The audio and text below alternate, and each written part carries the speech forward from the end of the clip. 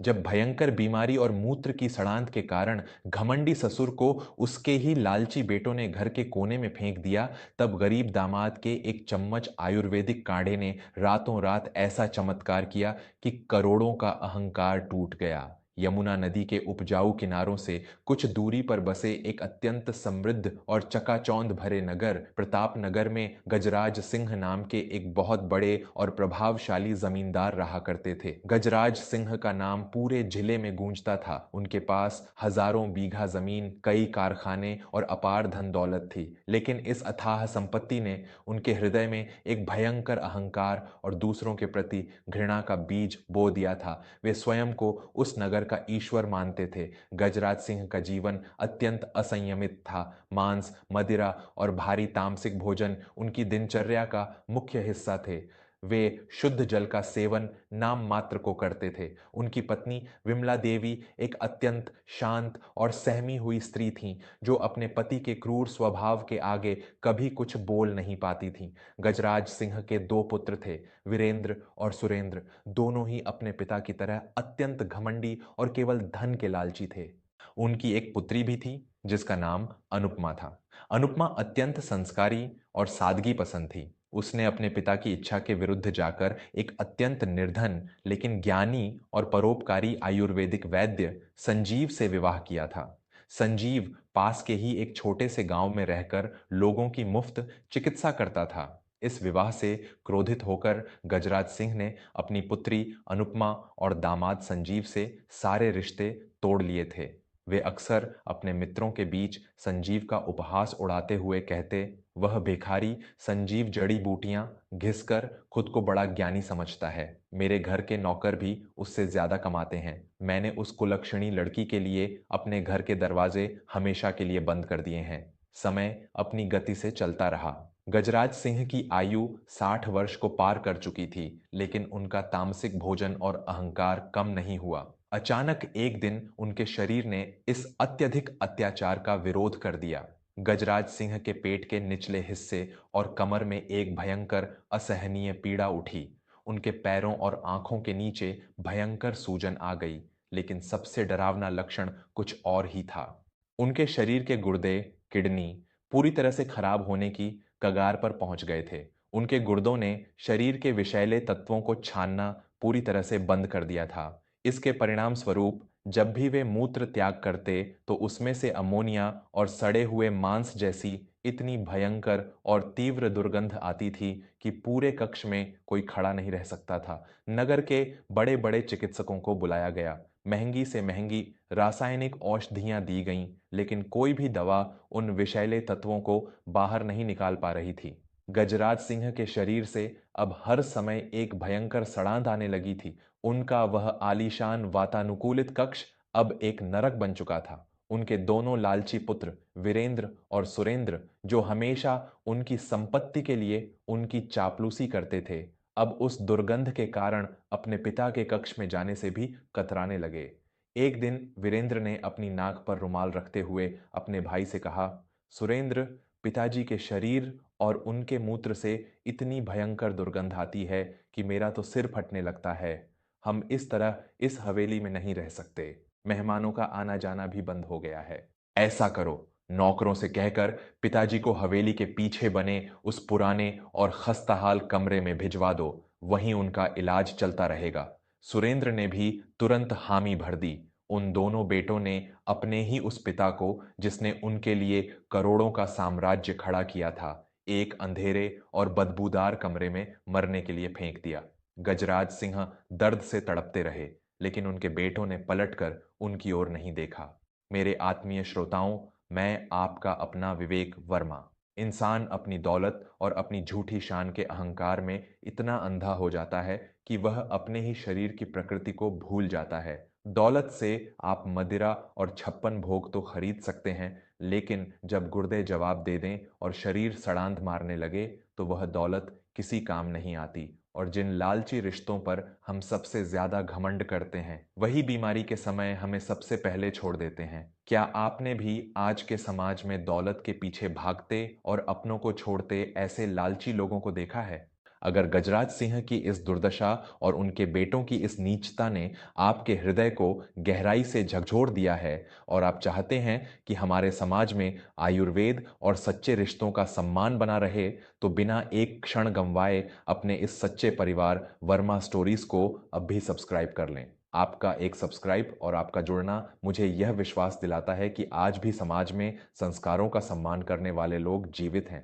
कृपया अभी सब्सक्राइब करें और हमारे इस सफर के साथी बने। चलिए देखते हैं कि मौत के मुहाने पर पड़े गजराज सिंह को अब कौन बचाता है। विमला देवी अपने पति की यह दुर्दशा देखकर रात दिन रोती रहती थीं। जब बड़े बड़े चिकित्सकों ने जवाब दे दिया और बेटों ने मुंह फेर लिया, तो विमला देवी ने छुपकर अपनी पुत्री अनुपमा को संदेश भिजवाया। अगले ही दिन अनुपमा अपने पति संजीव के साथ उस विशाल हवेली के पिछले दरवाजे से अंदर आई। वीरेंद्र ने जब उन्हें देखा तो उसने अत्यंत घृणा से कहा, तुम दोनों भिखारियों को यहां किसने बुलाया? पिताजी ने तुम्हें इस घर में घुसने से मना किया था। चले जाओ यहां से, हमारे पास तुम्हारी फालतू जड़ी बूटियों के लिए कोई समय नहीं है। संजीव ने अत्यंत शांत लेकिन दृढ़ स्वर में उत्तर दिया, वीरेंद्र जी, मैं यहां आपकी दौलत मांगने नहीं बल्कि एक मरते हुए इंसान की जान बचाने आया हूं। जिसे आप फालतू जड़ी बूटियां कह रहे हैं, उसी प्रकृति ने आपके पिता को जन्म दिया है। विमला देवी रोते हुए संजीव को उस अंधेरे और बदबूदार कमरे में ले गईं। कमरे में प्रवेश करते ही वह भयंकर सड़ांध किसी के भी प्राण सुखा सकती थी। गजराज सिंह अपनी ही गंदगी के बीच जमीन पर पड़े तड़प रहे थे। उनका पूरा शरीर सूज कर कुप्पा हो गया था और आंखें पीली पड़ चुकी थीं। जिस संजीव को उन्होंने जीवन भर गालियां दी थीं, आज उसी संजीव ने बिना किसी रुमाल या झिझक के गजराज सिंह के पास बैठकर उनकी नाड़ी टटोली और उनके पेट की जांच की। गजराज सिंह ने अपनी कमजोर और कांपती हुई आवाज में कहा, संजीव, तू यहां क्यों आया है? मेरा तमाशा देखने? मेरे अपने खून ने मुझे इस गंदगी में फेंक दिया। मेरे गुर्दे सड़ चुके हैं, मुझे मरने दे। संजीव ने अत्यंत प्रेम से गजराज सिंह के माथे पर हाथ फेरा और कहा, पिताजी, दौलत इंसान का निर्माण नहीं करती और न ही अहंकार शरीर को चलाता है। आपके शरीर के गुर्दे जो शरीर की छलनी होते हैं, वे आपके द्वारा ग्रहण किए गए अत्यधिक विषैले तत्वों, टॉक्सिन्स के कारण पूरी तरह से बंद हो चुके हैं। यह भयंकर दुर्गंध आपके मूत्र की नहीं बल्कि उस विष की है जो आपके रक्त में घुल चुका है। बड़े बड़े रसायनों ने इसे और बिगाड़ दिया है, लेकिन आप चिंता मत कीजिए, प्रकृति के पास हर विष की काट है। संजीव तुरंत हवेली की रसोई में गया। उसने वहां से केवल 3 चीजें लीं, सूखा धनिया, भुना हुआ जीरा और मक्के के सुनहरे बाल, जो मक्के के छिलके के अंदर होते हैं। उसने अपनी झोली से पुनर्नवा नामक एक अत्यंत चमत्कारी जड़ी बूटी निकाली। संजीव ने इन सभी चीजों को पानी में तब तक उबाला जब तक कि वह गाढ़ा होकर केवल 1 चम्मच रस के बराबर नहीं रह गया। वह 1 चम्मच गाढ़ा रस किसी साधारण काढ़े जैसा नहीं बल्कि एक अत्यंत शक्तिशाली प्राकृतिक शोधक, नेचुरल डिटॉक्स बन चुका था। संजीव ने वापस आकर गजराज सिंह को अपने हाथों से वह 1 चम्मच रस पिलाया। पिताजी, इसे पी लीजिए। यह केवल 1 चम्मच रस आपके गुर्दों में जमे हुए बरसों के विष को काट देगा। प्रकृति के इस अमृत पर विश्वास रखिए।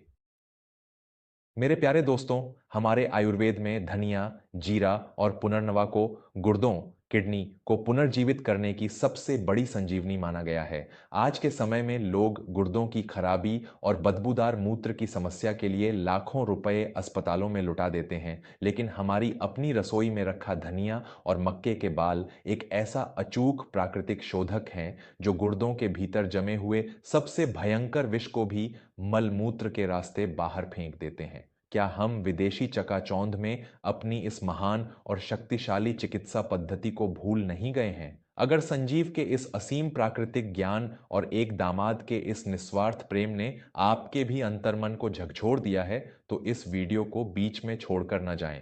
अपने हृदय की सच्चाई के साथ अभी वर्मा स्टोरीज चैनल को सब्सक्राइब कर लें। आपका जुड़ना ही हमारे लिए सबसे बड़ी प्रेरणा है, जो हमें ऐसी ही स्वास्थ्यवर्धक और अहंकार को तोड़ने वाली कहानियां आप तक पहुंचाने का साहस देता है। आइए कहानी के उस अत्यंत भावुक और चमत्कारी मोड़ पर चलते हैं, जहां उस 1 चम्मच रस का अंतिम परिणाम सामने आता है। गजराज सिंह ने अचेत अवस्था में ही वह एक चम्मच कड़वा रस निगल लिया। संजीव ने विमला देवी से कहा कि अब इन्हें हर 2 घंटे में केवल गुनगुना पानी पीने को दें और किसी भी प्रकार का अन्न वर्जित कर दें। उस एक चम्मच रस ने शरीर के भीतर जाते ही अपना जादुई और अलौकिक कार्य शुरू कर दिया। लगभग 4 घंटे पश्चात गजराज सिंह को अत्यंत तीव्र गति से मूत्र त्यागने की इच्छा हुई। जब उन्होंने मूत्र त्याग किया तो उसमें से अत्यधिक गहरे पीले और काले रंग का गाढ़ा विषैला पदार्थ बाहर निकला। यह वह विष था जिसने उनके गुर्दों को जाम कर रखा था। लगातार 2 दिनों तक संजीव ने उसी विधि से वह एक चम्मच रस गजराज सिंह को दिया। तीसरे दिन तक एक ऐसा चमत्कार घटित हुआ जिसे देखकर हवेली के नौकर और स्वयं विमला देवी आश्चर्यचकित रह गईं। गजराज सिंह के शरीर और उनके कक्ष से वह भयंकर सड़ांत पूरी तरह से समाप्त हो गई थी। उनके पैरों की सूजन एकदम खत्म हो गई थी और उनके चेहरे पर एक नई चमक आ गई थी। जो गजराज सिंह 3 दिन पहले मृत्यु की भीख मांग रहे थे, वे अब अपने पैरों पर खड़े होकर बिना किसी सहारे के बाहर आंगन में आ गए। जब वीरेंद्र और सुरेंद्र ने अपने पिता को इस तरह स्वस्थ और जीवित देखा तो उनके पैरों तले जमीन खिसक गई। गजराज सिंह की आंखों में अब वह पुराना अहंकार नहीं था, बल्कि एक ऐसी शांति और पश्चाताप था जो केवल मृत्यु को करीब से देखने वाले व्यक्ति के चेहरे पर ही आ सकता है। उन्होंने अपने दोनों बेटों को देखा और अत्यंत कठोर स्वर में कहा, तुम दोनों मेरे खून हो, लेकिन तुम्हारे अंदर केवल लालच और स्वार्थ का विष बहता है। तुमने मेरी दौलत से प्यार किया और जब मेरा शरीर सड़ांध मारने लगा तो तुमने मुझे कूड़े की तरह फेंक दिया। आज के बाद इस करोड़ों की संपत्ति पर तुम्हारा कोई अधिकार नहीं है।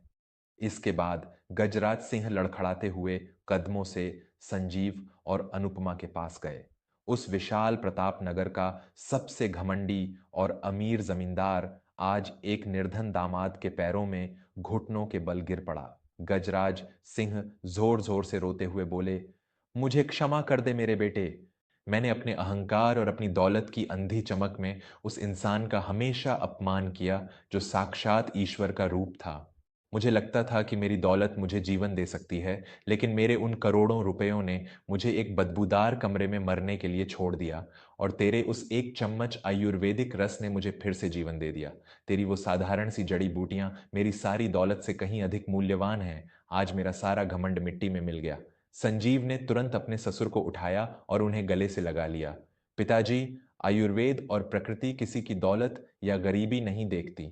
जो प्रकृति के नियमों का पालन करता है, प्रकृति उसकी रक्षा स्वयं करती है। उस दिन के बाद गजराज सिंह का जीवन पूरी तरह से बदल गया। उन्होंने अपनी सारी संपत्ति का एक बड़ा हिस्सा संजीव को एक बड़ा आयुर्वेदिक चिकित्सालय खोलने के लिए दे दिया, जहां हजारों गरीबों का मुफ्त इलाज होने लगा। गजराज सिंह ने मांस मदिरा हमेशा के लिए त्याग दी और वे अपना शेष जीवन प्रकृति के करीब और सादगी में बिताने लगे। उनके दोनों लालची बेटों को अपनी करनी का फल मिल गया था और वे हवेली से निकाल दिए गए थे। दोस्तों, यह कहानी हमें जीवन का वह शाश्वत और कठोर सत्य सिखाती है जिसे आज की पीढ़ी आधुनिकता के नशे में भूल चुकी है। हमारा शरीर प्रकृति की धरोहर है। जब हम गलत खान पान से अपने गुर्दों को विषैला कर लेते हैं तो बड़े बड़े अस्पताल केवल हमारी दौलत लूटते हैं, लेकिन हमारी अपनी रसोई में रखे धनिए, जीरे और साधारण सी जड़ी बूटियों में वो असीम ताकत है जो भयंकर से भयंकर विष को जड़ से उखाड़ फेंकती है। कभी अपनी दौलत पर अहंकार मत करना, क्योंकि बीमारी के समय आपके अपने भी साथ छोड़ सकते हैं, लेकिन प्रकृति आपका साथ कभी नहीं छोड़ती। अगर गजराज सिंह के इस अहंकार के टूटने, संजीव के इस अमूल्य आयुर्वेदिक ज्ञान और उस एक चम्मच की इस असीम शक्ति ने आपके हृदय को गहराई तक छुआ है और आप चाहते हैं कि हमारे समाज के हर घर में प्रकृति और हमारी सनातन परंपराओं का सच्चा सम्मान वापस लौटे, तो बिना कोई झिझक के अभी वर्मा स्टोरीज चैनल को सब्सक्राइब करना बिल्कुल न भूलें।